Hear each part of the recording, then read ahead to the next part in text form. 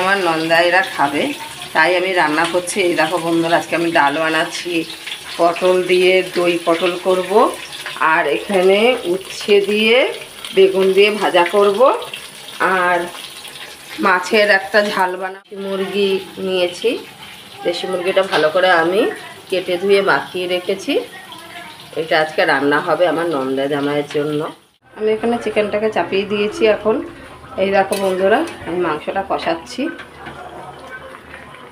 এখানেও আর এক কড়াই মাংস আছে, কারণ আজকের অনেক লোক, অল্পতে হবে না, তাই এখানে 2 কড়াই আমি মাংস বসিয়েছি। আর মাছ পটল সমস্ত রান্না হয়ে গেছে আমার। মাংসটা আর ভাতটা করলেই হয়ে যায়। পাঁপড় ভাজাও ভেজেছি বন্ধুরা, এখানে সমস্ত সবটার মধ্যেই পাঁপড় ভাজা রয়েছে, অনেকগুলো পাঁপড়, তাই এইভাবেই রাখতে হয়েছে। এটা ভাত হচ্ছে।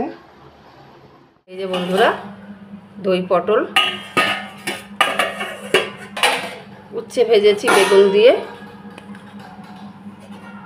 আর এখানে কারকল ভেজেছি ডাল দিয়ে, আর এই যে মাছের রেসিপি, দই কাতলা করেছি, ডাল, আর স্পেশাল দেশি মুরগির মাংসের পাতলা ঝোল। এটা আজকের স্পেশাল মেনু। তেজপাতে চাটনি, আর কালকের রাতে তো দইটা আমি পেতে রেখেছিলাম, ওটাও তোমাদের সাথে শেয়ার করব। কাটতে যাবো, আমার নন্দা জামাইয়ের জন্য আম কাটবো।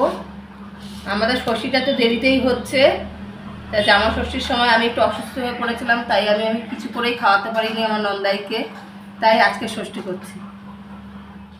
ও বন্ধুরা, আমাদের বাড়ির নতুন সদস্য ঘুমাচ্ছে। হ্যাঁ, মা দুধ দিয়ে গেছে, খেয়ে ঘুমাচ্ছে। আমার যে দইটা পেতেছিলাম কালকের, সে দইটা দেখো কত সুন্দর জমে গেছে, এই দেখো। আর এই আমার সব আয়োজন করা হয়ে গেছে, এখন আমার নন্দাইরা আসবে, খাওয়া দাওয়া করবে।